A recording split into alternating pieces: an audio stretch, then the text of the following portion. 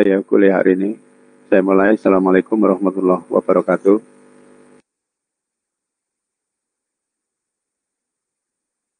Kita lanjutkan pertemuan sebelumnya. Sebelumnya kita sudah membahas tentang salah satu model pengukuran, yaitu pengukuran panjang menggunakan LVD. Kita sudah membahas tentang cara kerjanya, tentang contoh rangkaian yang digunakan untuk memproses LVDT. Nah, secara prinsip sedikit kita ulangi. Keluaran dari LVDT itu berupa tegangan dari sekunder 1 maupun sekunder 2 yang nilainya akan membesar atau mengecil sesuai posisi dari isi. Apakah dia mengarah ke sekunder 2. Nah, di sini yang menjadi persoalan adalah bagaimana caranya kita bisa memproses sinyal dari sekunder 1 maupun sekunder 2 agar bisa diketahui posisi dari inti besi. Ada beberapa rangkaian yang bisa digunakan untuk membangun atau mengetahui posisi dari inti besi berdasarkan keluaran dari sekunder 1 atau sekunder 2.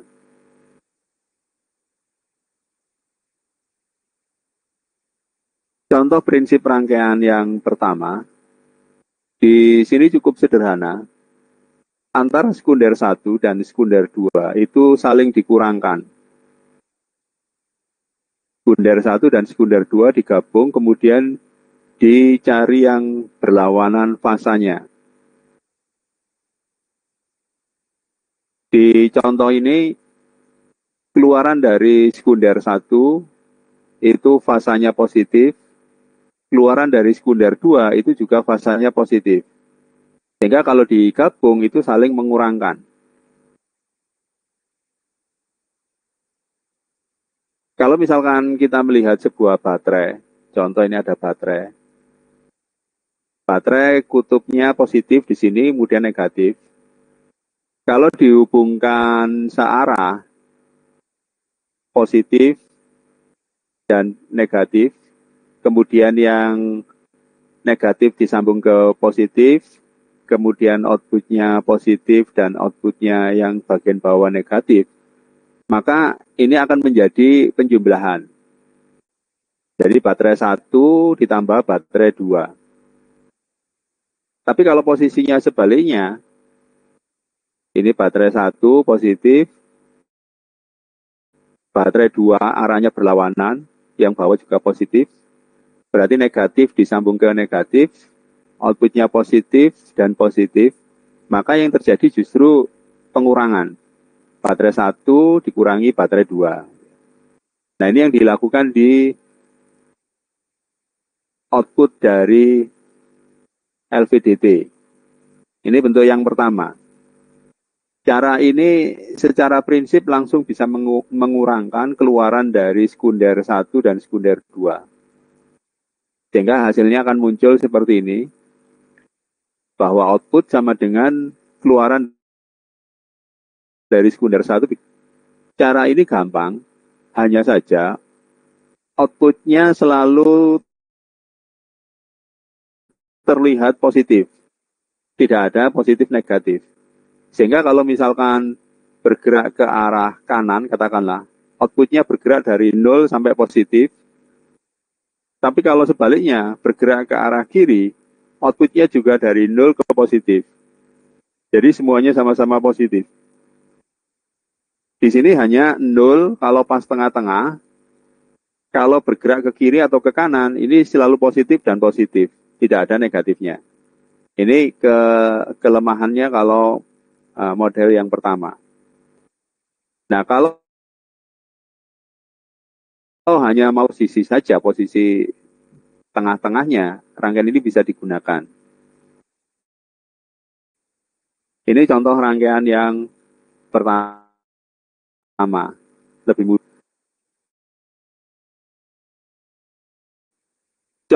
Kalau diingin untuk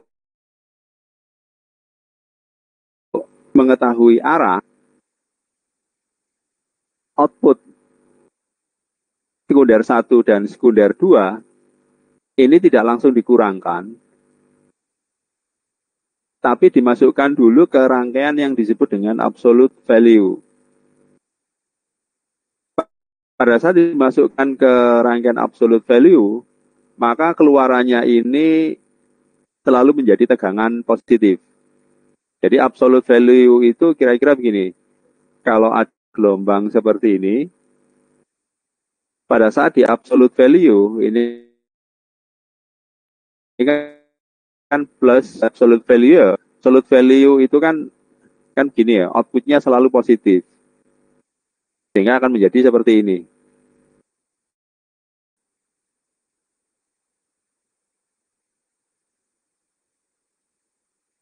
Ya, akan menjadi seperti ini.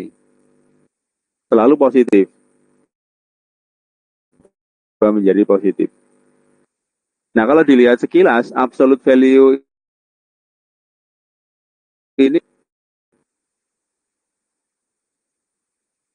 penyarah gelombang penuh. Karena positif jadi positif, negatif jadi positif. Jadi anggap saja ini seperti penyarah gelombang, kemudian difilter. Sehingga menjadi rata seperti ini outputnya. Sekunder 1 dijadikan rata, atau sebut aja DC paling gampang. Sekunder 2 juga dijadikan DC. Kemudian antara sekunder 1 dan sekunder 2 itu dimasukkan ke rangkaian pengurang atau rangkaian diferensial. Sehingga outputnya nanti bisa plus ataupun minus sesuai dengan arahnya. Kalau digambarkan dalam bentuk grafiknya, kurang lebih akan seperti ini. Saat posisinya positif, ya outputnya mengarah ke positif. Saat posisinya negatif, outputnya negatif. Saat berada di tengah-tengah, ya berarti dia nol. Nah, ini contoh rangkaian yang digunakan di praktikum. Cuman yang di praktikum itu menggunakan rangkaian yang sangat sederhana. Jadi kalau diulang secara prinsip ada dua macam rangkaian tadi. Apakah langsung dikurangkan di trafonya, trafo sekundernya, atau dijadikan DC dulu, sebetulnya dijadikan DC, kemudian baru dikurangkan. Kalau yang langsung dari trafonya dikurangkan, hanya bisa diketahui posisi tengah dan posisi yang selain tengah. Semakin minggir, semakin positif, tapi tidak bisa diketahui kiri atau kanannya. Tapi ini rangkaiannya jauh lebih sederhana. Rangkaian yang kedua itu dijadikan di dulu sehingga diketahui posisi positif atau posisi negatif, posisi kiri atau posisi kanan. Nah, ini kedua-duanya bisa digunakan tergantung dari kebutuhan.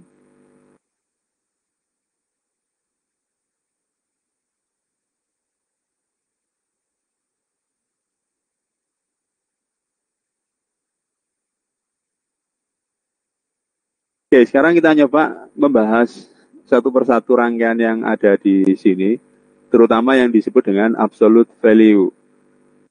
Tadi sudah kita bahas, absolute value ini sebenarnya mirip dengan rangkaian penyiarah gelombang. Cuman apa sih bedanya rangkaian absolute value dan penyiarah gelombang?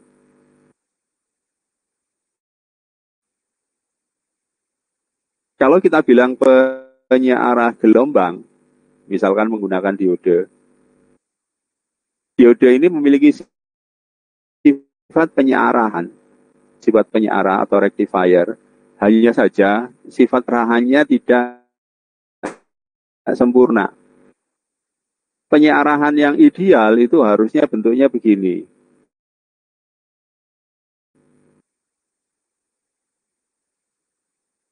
Harusnya bentuknya seperti ini. Ini penyiarah pada sisi negatif 0, pada sisi positif membentuk garis lurus atau membentuk grafik linier.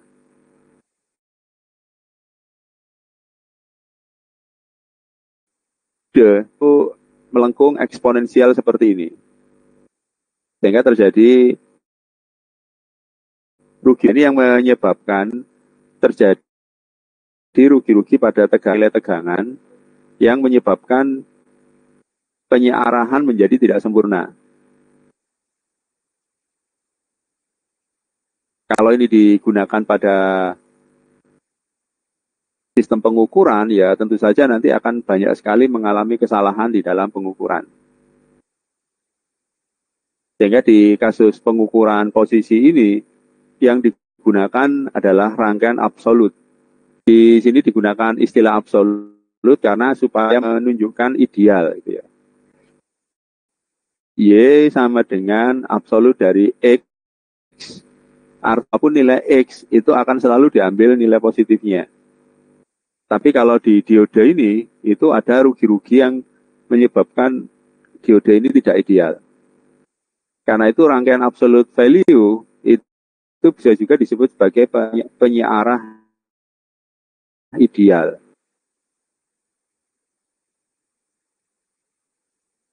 Kalau kita bandingkan dengan penyiarah ideal.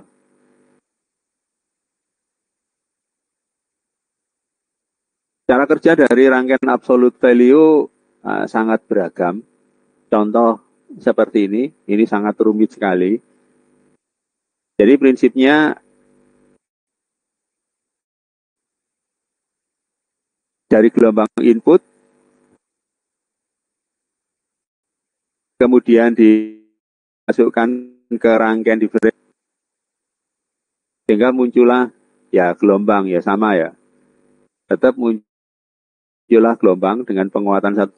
Kemudian masuk juga ke rangkaian deteksi fasanya, atau di sini disebut sebagai komparator. Kalau fasanya positif, nanti muncul plus 1. Kalau fasanya negatif, muncul min 1. Sehingga nanti outputnya kurang lebih seperti ini, menjadi gelombang kotak. Ini. Plus 1 atau min 1.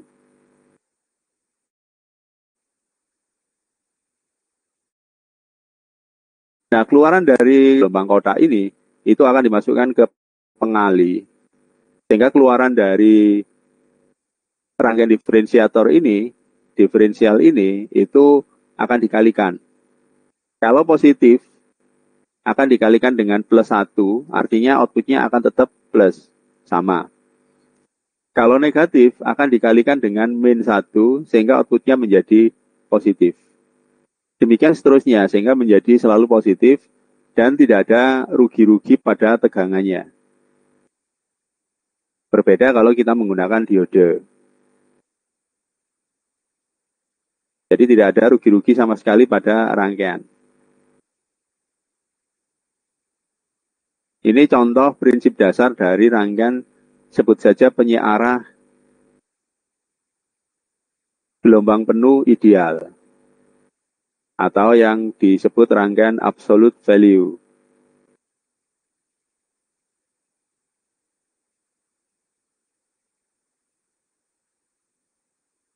Nah, ini contoh rangkaian yang digunakan di praktikum. Rangkaian penyiarah gelombangnya ya digantikan dengan penyiarah setengah gelombang sederhana untuk keluaran positif dan keluaran negatif.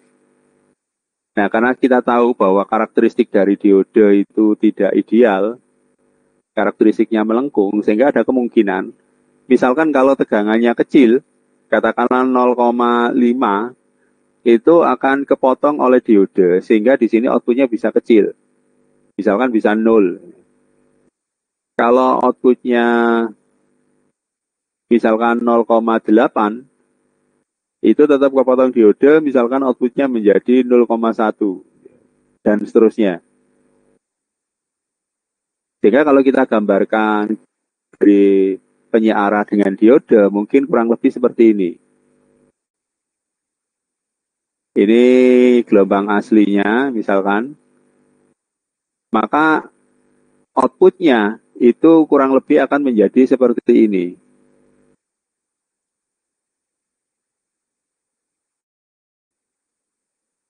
Nah, Ya bentuk gelombangnya hampir sama tapi terpotong lebih pendek gini ya. Nah, misalkan seperti ini. Jadi ada bagian yang terpotong. Pada bagian yang bawah ini akan terpotong. Sehingga potong. Sehingga hasil penyearahannya itu gelombangnya jadinya begini.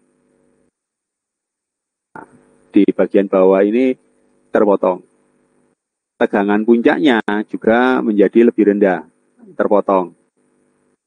Ini kalau menggunakan diode sederhana. Nah, cuman masalahnya kalau dilakukan secara simulasi, kita tidak tahu karakteristik diodenya seperti apa, sehingga hasilnya bisa jadi uh, ya belum tentu seperti yang kita bicarakan tadi. Tapi kalau ini dilakukan secara praktek, itu nanti akan kelihatan efeknya.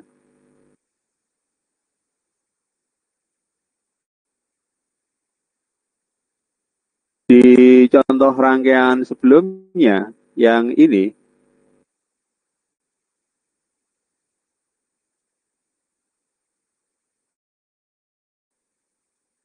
nah, ya.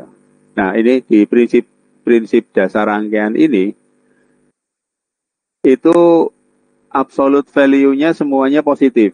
Karena yang namanya absolute value kan pasti positif. Jadi semuanya diubah ke positif, outputnya di sini positif, positif, setelah difilter jadi DC positif, ini jadi DC positif. Sehingga terpaksa untuk mengkurangkan harus menggunakan rangkaian subtraktor atau diferensial. Sehingga nanti V1 dikurangi V2. Nah, di contoh rangkaian yang ada di praktikum ini,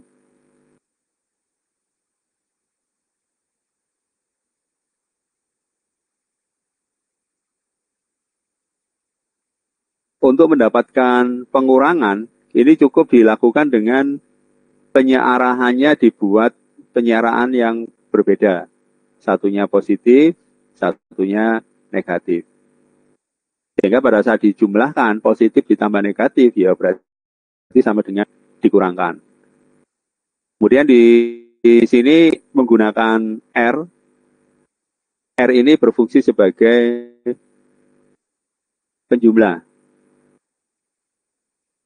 Dimana kalau kita pernah bahas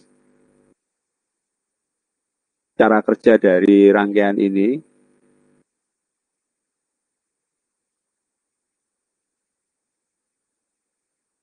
ini misalkan V1, ini V2, R, katakanlah R-nya sama nilainya, kemudian VO. Karena ada dua sumber, maka gunakan hukum superposisi. Di mana salah satu diaktifkan, semuanya dimatikan. Jadi misalkan dulu, berarti V2 di kan. Sehingga di sini bisa kita lihat seperti rangkaian pembagi tegangan. Di mana VO1 ini sama dengan ini pembagi. Bentuknya seperti ini. Ini V1, ini R, ini R, ini VO. Karena R-nya sama, maka membentuk pembagi tegangan setengah gitu ya. Berarti setengah dikali V1. Kemudian gantian inputnya dari V2, V1-nya digroundkan. Sehingga V2 itu hasilnya sama, berarti setengah dari V2. Maka VO sama dengan VO1 ditambah VO2. Sama dengan V1 plus V2 per 2. Jadi ada unsur pembagi duanya karena memang rangkaiannya adalah rangkaian pasif membentuk rangkaian pembagi tegangan setengah gitu ya, separuhnya. Ya ini dasar dari rangkaian penjumlah yang sederhana menggunakan resistor. Sehingga keluarannya output ini ya berarti V1 min V2 dibagi 2. Kalau misalkan kita kepingin per 2-nya ini hilang, ya berarti harus ditambahkan rangkaian penguat. Ini contoh rangkaian yang sederhana yang digunakan di praktikum rangkaian LVDT.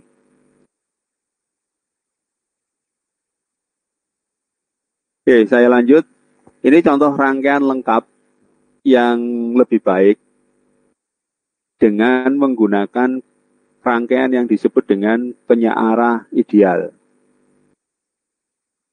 Jadi rangkaian penyearah gelombang penuh ideal itu ini. Ada 2 rangkaian. Dari diodenya ini kita bisa tahu bahwa outputnya ini positif. Dari diode ini kita tahu ini outputnya negatif. Tapi membentuk sebuah rangkaian penyearah ideal. Artinya rangkaian ini tidak terpengaruh dengan rugi-rugi pada diodenya.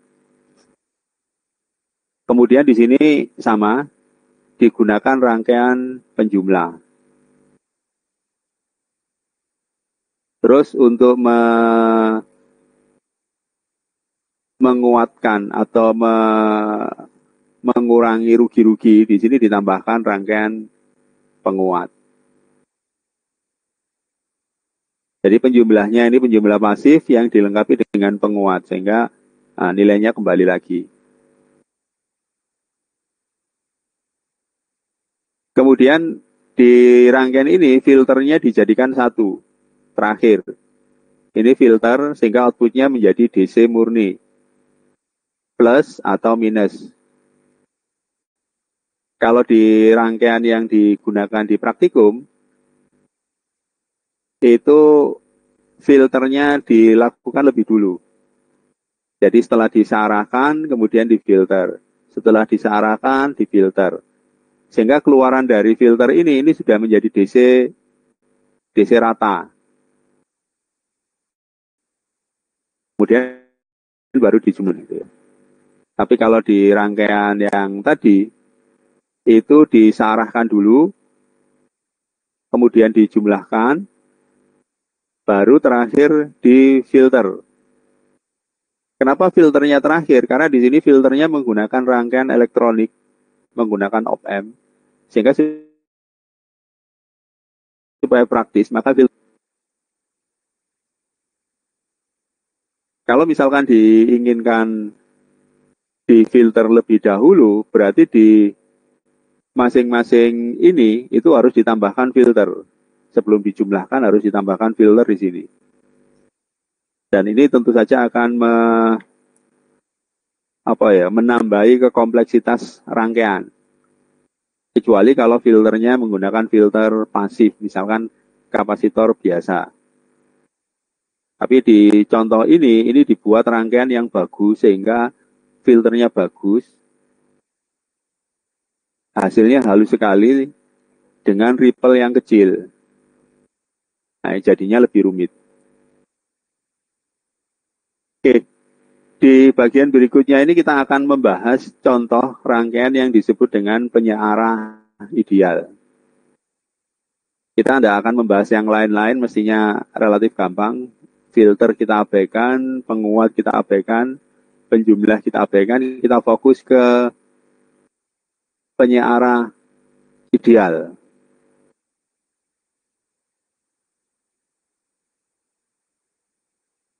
Oke, ini potongan sederhana dari rangkaian absolute value atau penyearah gelombang penuh ideal.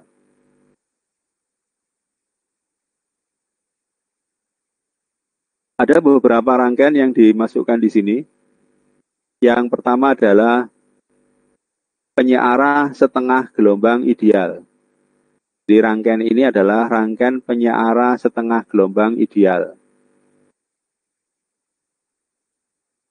Penyearah setengah gelombang ideal ini itu kemudian ditambah dengan gelombang aslinya. Ini kan gelombang aslinya masuk lewat sini, kemudian ditambahkan dengan penyearah gelombang setengah gelombang ideal. Hasilnya keluarannya di sini ini menjadi penyearah gelombang penuh ideal.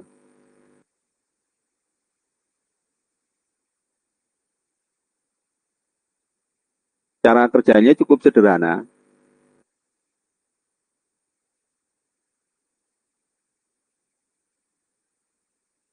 Misalkan gelombang yang ini adalah gelombang aslinya, sumber output dari LVDT, gelombang bolak-balik.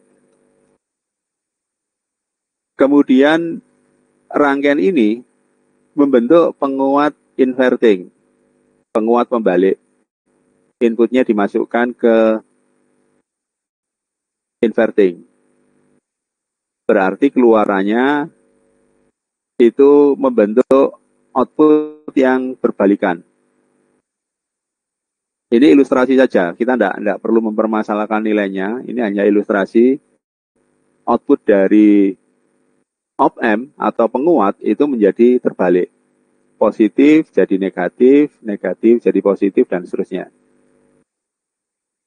Kemudian melewati sebuah diode, maka diode ini akan menyearahkan setengah gelombang. Berarti yang diambil adalah yang positifnya saja. Positif diambil, negatif dibuang. Positif diambil, negatif dibuang. Positif diambil, seterusnya. Sehingga keluarannya menjadi output setengah gelombang. Diambil positifnya.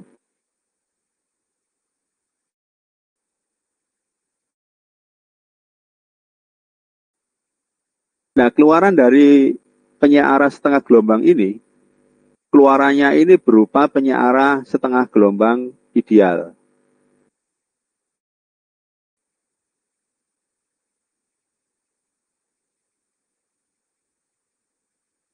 Kenapa disebut ideal? Akan kita bahas cara kerjanya. Yang jelas keluaran dari diode ini berupa setengah gelombang. Nah, penyearah setengah gelombang ini kemudian jadi gelombang aslinya ini dijumlahkan dengan hasil penyearah setengah gelombang. Di mana di dalam proses penjumlahannya itu dibuat formula begini. V2 ini hasil dari penyearah gelombang ideal. V1 ini sinyal aslinya. Ini V1, ini V2. Nah, bisa kita lihat di sini, ini rangkaian penjelasan yang sudah kita bahas tadi, tapi nilainya berbeda. Yang V2, R-nya hanya 10 kilo, V1, R-nya 20 kilo. Ini bisa kita urut cara kerjanya yang ini tadi. Cuman di sini nilainya 2R, yang V1 ini kan tadi 2R, atau 20 kilo tadi kan. Yang R ini 1 kilo. Sehingga nanti akan muncul pada saat V1, outputnya itu menjadi 1/3. Ini kan R1, R di atas, dan R yang di bawah dijumlahkan ke 30. Muncul sepertiga V1. Sedangkan saat V2, karena ini 1 kilo, ini di atas 20/3. Ini outputnya di sini kan di sini 10 kilo. Sehingga output 2-nya itu dengan atau 2/3. Sehingga kalau dijumlahkan di V2 dibagi 3. Jadi muncul formula seperti ini. Nah, kita abaikan yang sepertiganya. Tidak penting, ini hanya masalah faktor penguatan. Di sini muncul perbandingan. Artinya kalau kita balik ke sini, berarti ditambah 2 kali V2. Supaya gampang kita buat aja ilustrasi nilai.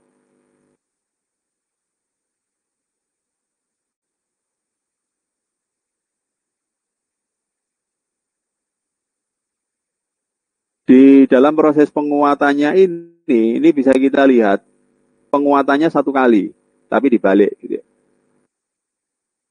Berarti kalau ini misalkan 1 volt, misalkan ini plus 1 volt, ini min 1 volt, berarti output invertingnya ini, output dari penyearah setengah gelombang ideal, ini juga ini 0, ini sama plus 1 volt. 0 plus 1 volt. 0 plus 1 volt.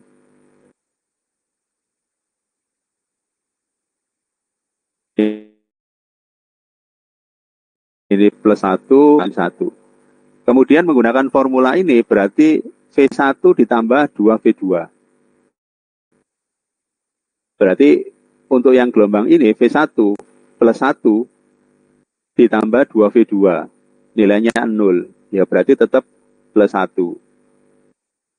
Sedangkan yang di sini min 1 ditambah 2 plus 1. Berarti 2 plus 1 sama dengan min 1 ditambah 2. Hasilnya adalah plus 1. Dan seterusnya. Plus 1 ditambah 0 plus 1. Min 1 ditambah 2 plus 1 sama dengan plus 1. Dan seterusnya. Sehingga hasilnya adalah penyearah gelombang penuh ideal.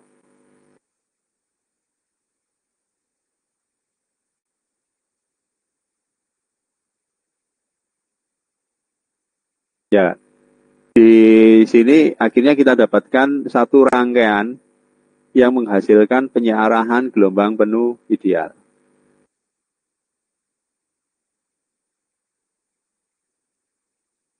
Nah, kalau kita melihat rangkaiannya ini,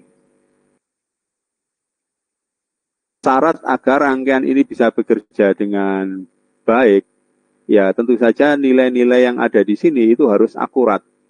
Yang pertama penguatan di sini, pengatur penguatan 10 kilo, 10 kilo ini harus akurat supaya menghasilkan penguatan satu kali. Dari sini sampai ke sini itu penguatannya satu kali. Kemudian rangkaian penjumlahnya ini 20 kilo dan 10 kilo ini juga akurat, harus akurat. Sehingga didapatkan formula seperti ini. Maka akan didapatkan penyearah gelombang penuh ideal. Kalau tidak akurat, maka output yang muncul di sini ya tidak akan sempurna. Akan lebih kecil atau lebih besar tergantung perbandingan RR ini. Jadi ini rangkaian ini syaratnya memang harus menggunakan R yang akurat.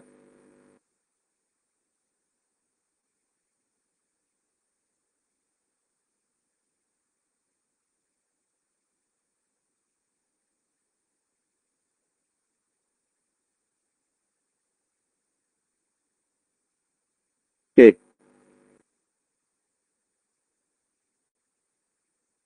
ini contoh dari rangkaian penyearah gelombang penuh ideal atau absolute value.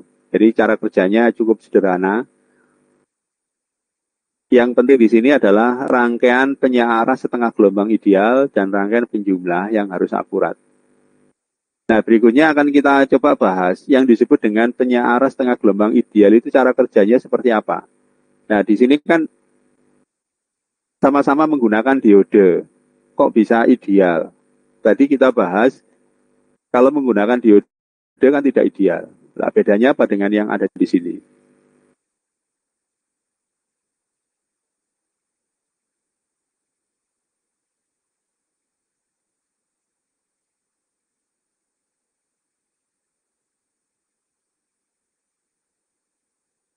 Jadi penjelasannya ini tidak ada. Saya buka aja halaman baru.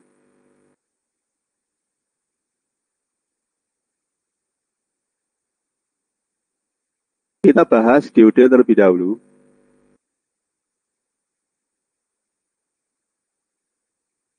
Yang menyebabkan diode ini tidak ideal karena karakteristiknya tadi kan membentuk sebuah lengkung eksponensial seperti ini. Harusnya kalau yang disebut dengan ideal itu bentuknya harusnya seperti ini, lurus. Nah, bagaimana caranya membuat diode yang tidak ideal ini menjadi ideal, kan begitu prinsipnya.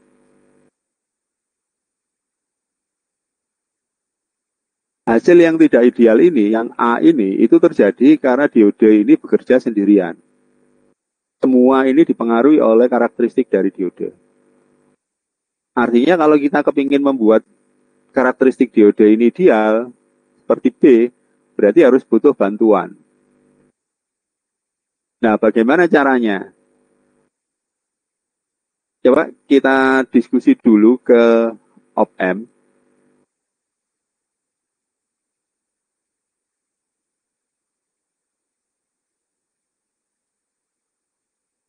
Misalkan kita punya op-amp seperti biasanya.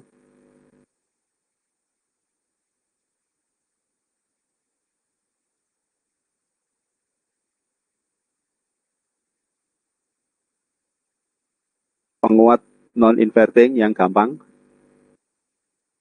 Misalkan di sini nilai R-nya 1 kilo, ini 1 kilo, sehingga kita dapatkan penguatannya 2 kali. Kalau inputnya di sini kita berikan 1 volt,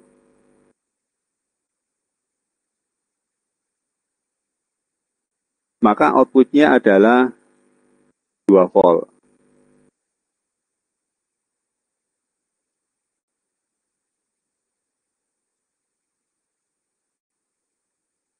Oke, misalkan diode rangkaian penguat ini dilakukan pembebanan. Di sini dipasang beban nilainya 1 kilo. Maka yang menjadi pertanyaan adalah, apakah output yang keluar di beban ini itu 2 volt? Mungkin ada yang bisa memberi masukan, kira-kira apakah output yang ada di beban ini 2 volt di contoh rangkaian yang sederhana ini?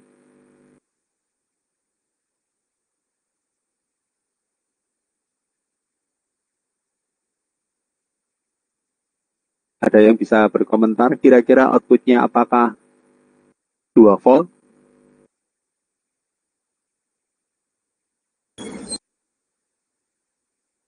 Kira-kira saja, ada enggak yang bisa memastikan apakah outputnya 2 volt? Ini kita anggap penguat dan sebagainya ini ideal ya. Apakah outputnya 2 volt? Ada yang mau jawab tadi?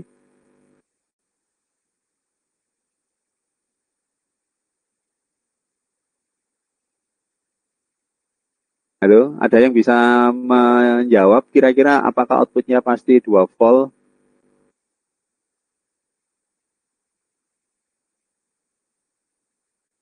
Sepertinya iya Bapak. 2 volt. Oke. Ya, misalkan kita anggap aja pasti. Pertanyaannya adalah, apa yang memastikan di dalam sistem ini atau siapa yang memastikan sistem di sini itu outputnya 2 volt? Bisa dilihat dari mana dari rangkaian ini? Siapa? Mungkin pertama siapa yang memastikan bahwa dia 2 volt? Atau mekanisme apa di sini yang memastikan 2 volt? Ini kira-kira saja gitu ya. Jadi kita enggak ngomong tepatnya bagaimana, kita anggap ini ideal, sehingga apa yang memastikan bahwa ini 2 volt?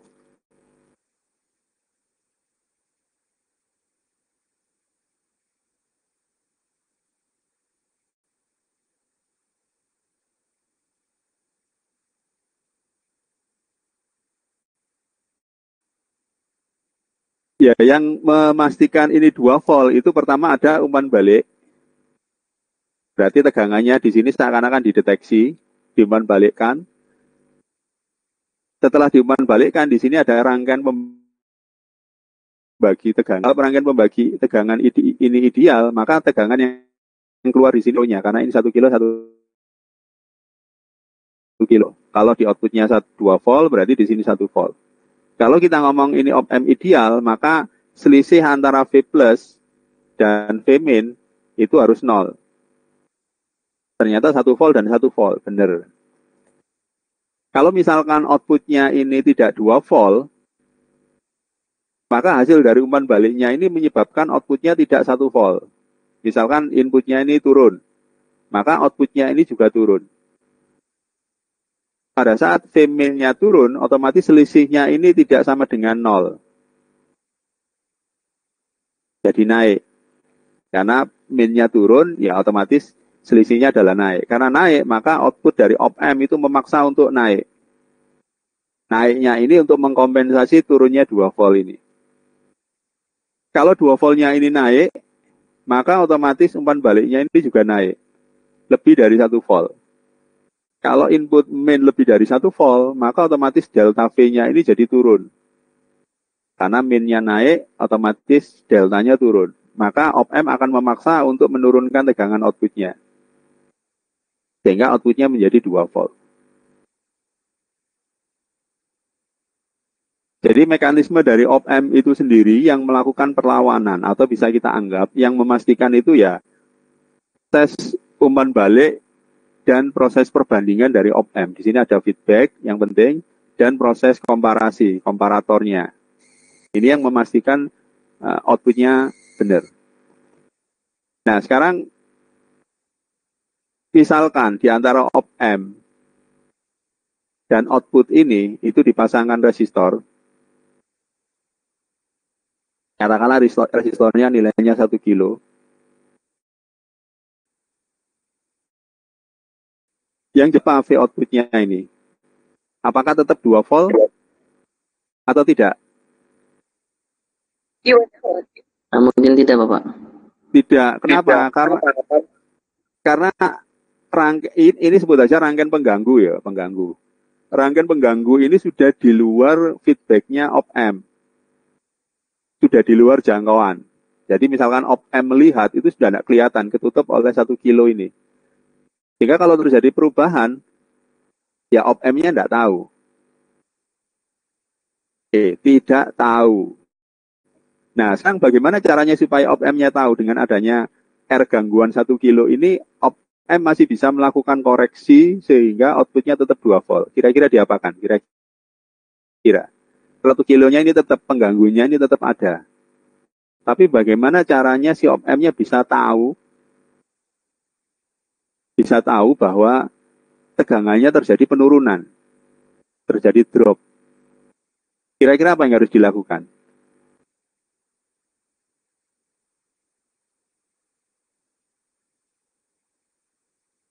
Kira-kira saja.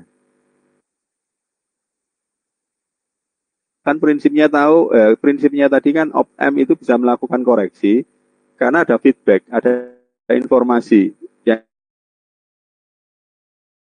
diterima input aslinya di komparator. Kalau tidak sama, melakukan proses kompensasi atau koreksi. Nah, sekarang bagaimana caranya si op-amp tahu bahwa terjadi drop di outputnya ini? Kira-kira apa yang harus dilakukan?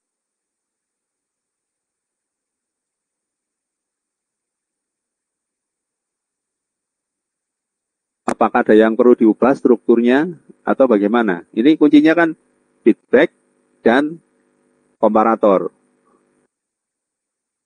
Tapi dengan adanya pengganggu ini, feedbacknya ini sudah tidak tahu posisi dari outputnya karena sudah terhalang oleh resistor. Yang dilakukan oleh op-amp yaitu memastikan di sini tetap 2 volt. Tapi outputnya ini 1 volt, ya dia tidak tahu. Karena sudah terhalang oleh resistor ini. Nah, sekarang bagaimana caranya supaya op-amp tahu bahwa outputnya terjadi perubahan? Kira-kira gimana idenya?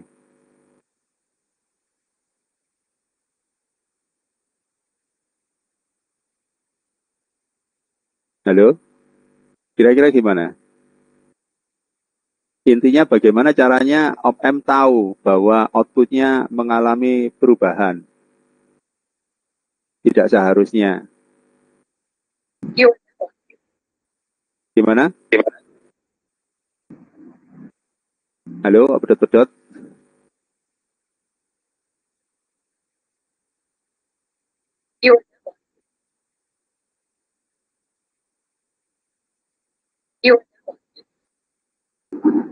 Halo? Halo. Mungkin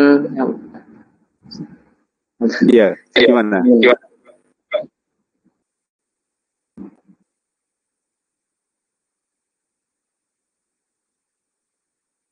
Halo, ayo, apa tadi? Mungkin gimana?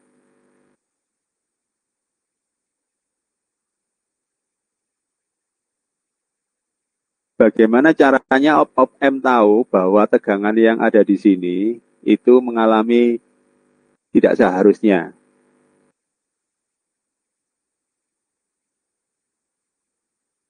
Apa yang harus dilakukan berarti?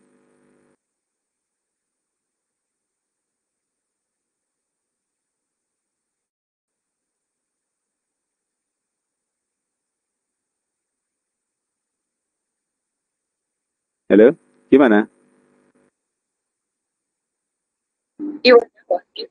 kurang tahu Bapak. Yo, kan prinsipnya tadi kan feedbacknya ya. Dengan adanya feedback, maka op-m tahu. Nah, sekarang bagaimana caranya supaya op-m tahu? Ya berarti feedbacknya dipindah. Kan gini, dengan feedbacknya dipindah ke belakang, otomatis kan op-m tahu bahwa oh tegangannya kok turun jadi 1 volt dengan adanya resistor pengganggu ini. Kalau op-m-nya tahu bahwa tegangannya turun, otomatis kan waktu dibandingkan tidak cocok. Misalkan ini drop 1 volt, turun ke penurun tegangan ini menjadi, akhirnya kan menjadi 0,5 volt, hanya 0,5 volt. Kalau bagian minus ini 0,5 volt, bagian plusnya 1 volt, berarti kan ada delta plus 0,5 volt. Dengan delta 0,5 volt, maka outputnya ini didongkrak naik. Sampai kapan? Ya, sampai outputnya balik lagi ke 2 volt. Setelah outputnya 2 volt, maka berhenti. Apa konsekuensi dari seakan-akan op-m-nya kan memaksakan diri outputnya harus 1 volt. Maka apa konsekuensi dari op-m-nya memaksakan diri supaya outputnya 1 volt? Berarti op-m akan mengeluarkan tegangan di volt. op-m-nya itu menjadi 4 volt. 4 volt di-drop oleh resistor pengganggu menjadi 2 volt. Sehingga yang dilakukan di sini, op-m tidak peduli dia mengeluarkan tegangan outputnya op-m berapa. Yang penting output yang dideteksi itu sesuai dengan yang seharusnya. Nah, maksudnya, M akan bisa mengkoreksi sesuatu apabila terjadi gangguan selama op-m-nya bisa mendeteksi. Oke, sekarang idenya kita gunakan pada sistem penyearah. Anggap di sini ada op-m sama dengan tadi.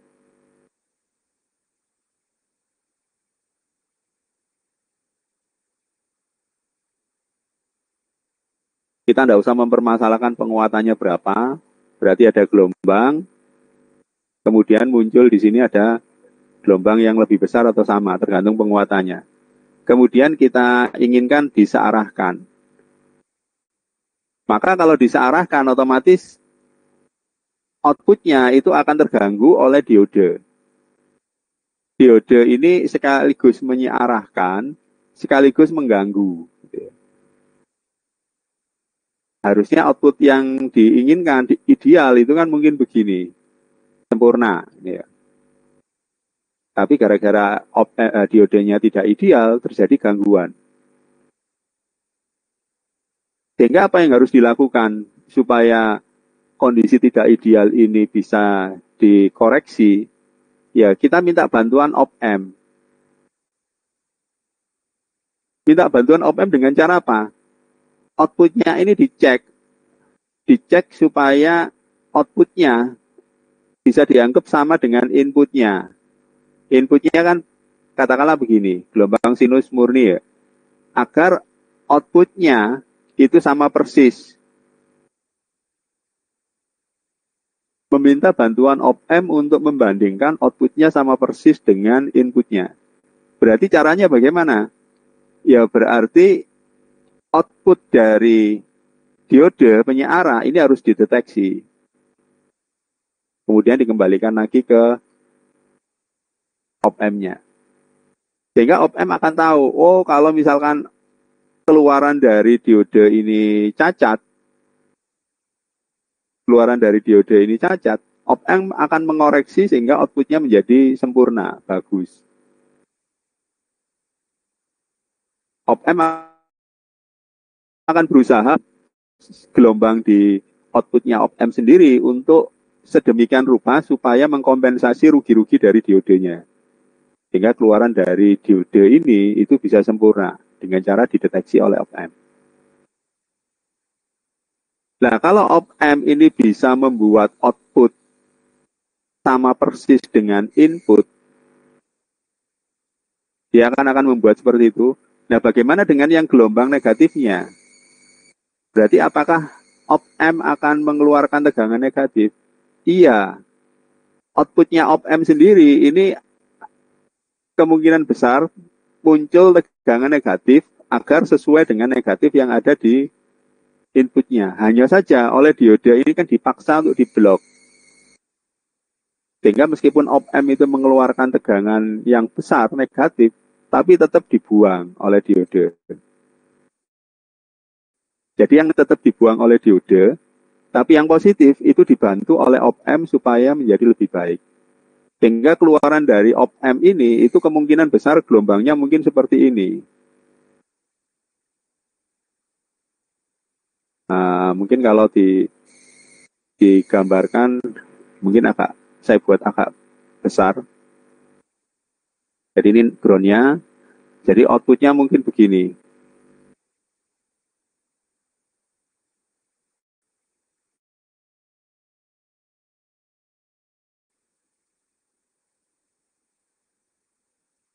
Saat positif, dia akan berusaha untuk mengkompensasi rugi-rugi diodenya, sehingga ini lebih tinggi sedikit dan lebih gemuk gitu ya. Keluaran dari diode tadi kan agak kurus dan lebih kecil, sehingga dikompensasi dengan positif yang lebih gede, lebih gemuk, sehingga gelombang positifnya sempurna, sama persis dengan input. Nah, pada saat negatif, oleh diode kan diblok. Karena diblok, op-amp-nya ngotot. Ngotot akan terus mengeluarkan tegangan yang negatif lebih gede sampai saturasi. Misalkan supply-nya op-amp itu katakanlah 12 volt main, maka nanti misalkan muncul sampai main 10 volt, saturasinya saturasi dari outputnya op-amp. Tapi tetap oleh diode kan tetap diblok. Jadi keluaran dari op-amp kemungkinan seperti ini. Jadi outputnya positifnya lebih gede untuk mengkompensasi rugi-rugi dari op-amp. Terus negatifnya itu saturasi, mengalami saturasi karena negatifnya diblok oleh diode. Meskipun op-amp-nya mengeluarkan sampai saturasi min 10 volt, tapi oleh diodenya kan diblok, ya akhirnya tidak keluar.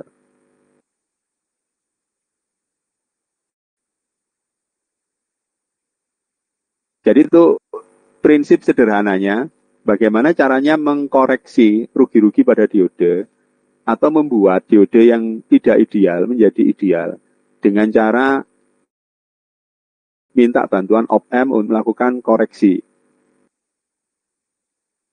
Sehingga output dari diode diumpan balikkan ke op-amp kembali, rugi-rugi dari diode dikoreksi.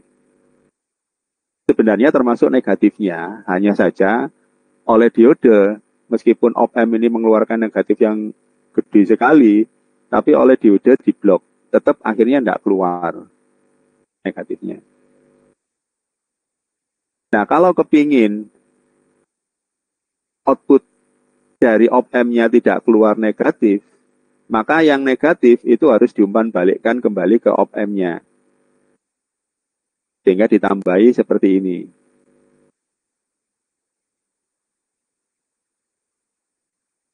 Yang positif keluar, yang negatif diumpan balikkan ke diode, balik lagi ke inputnya. Sehingga outputnya op-amp itu dibatasi oleh diode.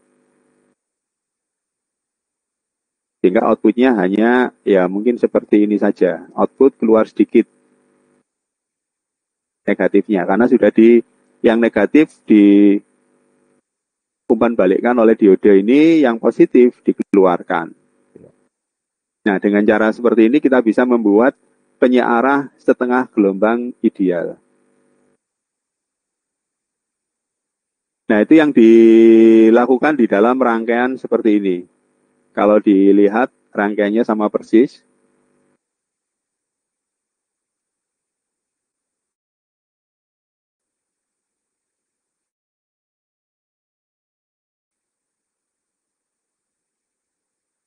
Nah, di sini cuman rangkaian yang digunakan adalah rangkaian invertingnya, versi invertingnya. Inputnya dimasukkan ke negatif. Ini versi invertingnya, kemudian ini diode penyearahnya. Hingga outputnya adalah positif. Yang positif keluar, yang negatif diumpan balikkan. Jadi yang negatif diumpan balikkan sehingga output dari op-amp itu tidak negatifnya tidak besar, tapi diumpan balikkan sehingga ya kecil menjadi sama dengan tegangannya diode, misalkan 0,6, 0,7. Yang positif itu bisa tembus lewat diode keluar. Kenapa di sini digunakan versi invertingnya? Karena tujuannya akan dijumlahkan dengan input aslinya, gelombang aslinya. Ini kan syarat supaya bisa menjadi gelombang penuh, ini setengah gelombangnya, ini harus inverting dari inputnya, balikan dari inputnya. Karena itu versi penyearah setengah gelombangnya itu menggunakan yang model inverting. Supaya nanti dijumlahkan, jadilah penyearah gelombang penuh ideal seperti ini.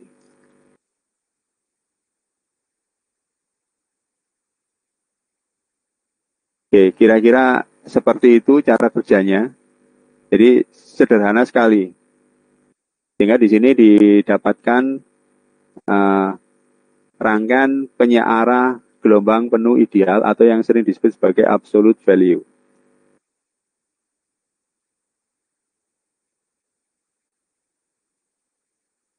Jadi mungkin kalau ada kesempatan nanti bisa dibuat praktikum untuk membandingkan antara penyearah gelombang tidak ideal diode biasa dan penyearah gelombang ideal menggunakan rangkaian yang seperti ini. Hasilnya nanti seperti apa? Itu akan lebih mudah kalau dilihat di praktikum. Kalau di sini mungkin teorinya saja mungkin agak sulit membayangkan. Oke, ini saya lanjut. Untuk rangkaian sisanya ini mungkin tidak terlalu penting. Ini contoh function generatornya, gitu ya, untuk lilitan primernya. Tidak terlalu penting. Kemudian berikutnya ini ada beberapa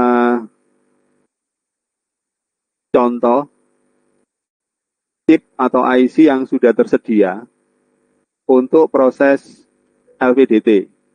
Ada cukup banyak dan berbagai macam cara kerja.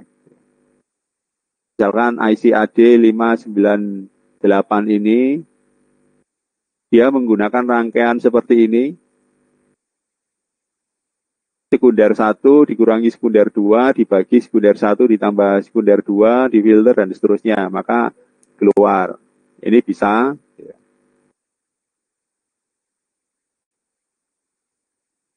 Kemudian ada lagi yang seperti ini sama dengan absolute value AD598.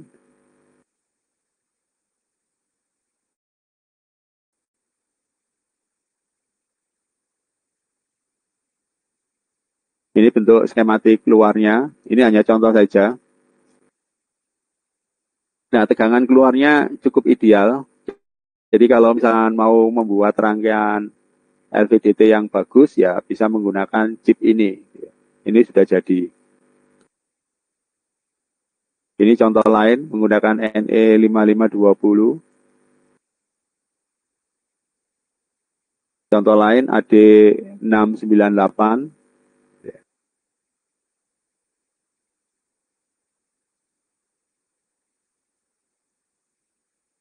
Oke, itu tadi beberapa contoh rangkaian LVDT yang digunakan untuk mengukur posisi atau panjang, ya tergantung kebutuhan.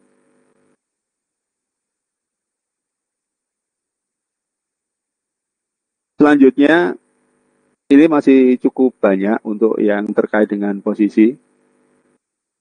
Yang tadi kita bahas menggunakan sensor LVDT yang digunakan untuk mengukur panjang.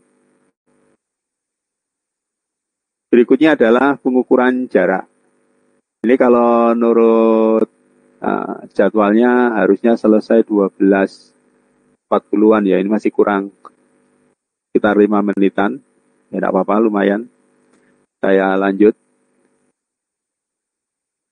Berikutnya adalah materi pengukuran jarak. Berarti di sini bisa tanpa media, tanpa benda tertentu, antar dua titik, dan seterusnya. Gitu ya. Beberapa contoh metode sensor yang bisa digunakan. Ini misalkan model roda putar, model ultrasonic transducer, model laser, atau bisa model stereo kamera.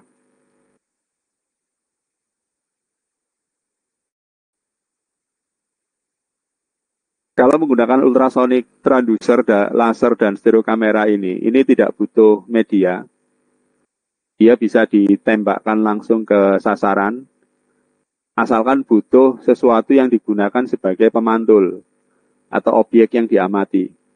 Jadi ultrasonic transducer, laser, dan stereo kamera ini mengendaki ada objek yang harus diamati. Kalau roda putar ini butuh media, biasanya dalam bentuk jalan gitu ya. Jadi dia ngukur jalan, yang diukur adalah jalannya. Kalau ultrasonic, laser, stereo kamera ini dalam bentuk ya pancaran. Kalau ultrasonic pancaran suara, laser ini cahaya, stereo ini visual.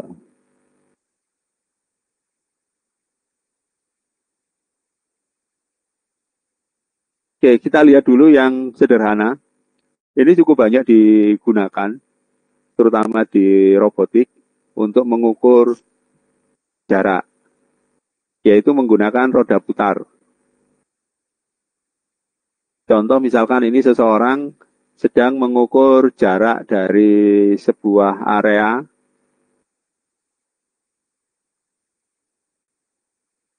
menggunakan apa ini ya, katakanlah sejenis roda yang diputar. Kemudian di roda ini dipasang sensor, di sini ada sensor. Sensor ini kemudian dihitung, ditampilkan di sini untuk menunjukkan jarak yang ditempuh.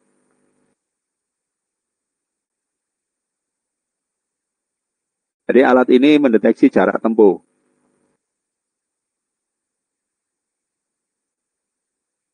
Prinsip kerjanya mirip dengan yang kalian lihat di speedometernya sepeda motor. Dia mengukur jarak dengan cara menempuh perjalanan. Gitu ya. Jadi roda ini akan bergerak sambil didorong.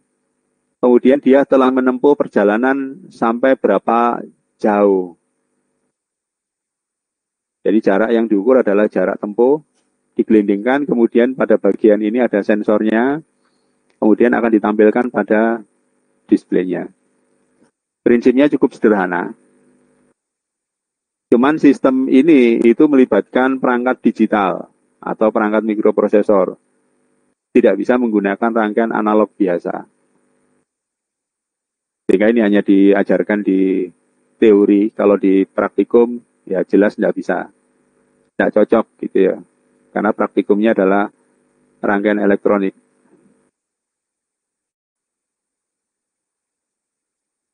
Prinsip kerjanya cukup sederhana.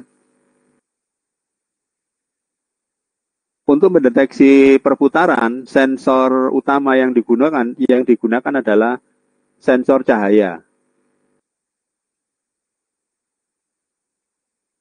Misalkan fotodiode. Atau bisa juga LDR, atau cahaya yang lain. Ya, sesuai dengan yang diperlukan. Jadi prinsipnya adalah prinsip cahaya. Kemudian ada sumber cahaya. Ini juga terserah. Bisa dari LED, lampu, laser, atau apapun, terserah.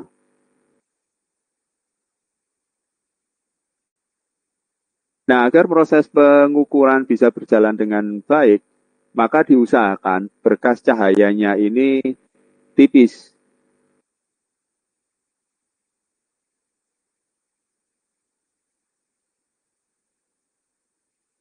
Kenapa harus tipis? Ya, supaya tidak mengganggu di dalam proses perhitungannya. Kalau berkas cahayanya melebar, maka akan mengganggu di dalam proses pendeteksiannya. Biasanya harus tipis, karena itu yang paling cocok itu biasanya LED atau laser. Kemudian komponen utama yang lain adalah piringan yang berisi lubang-lubang.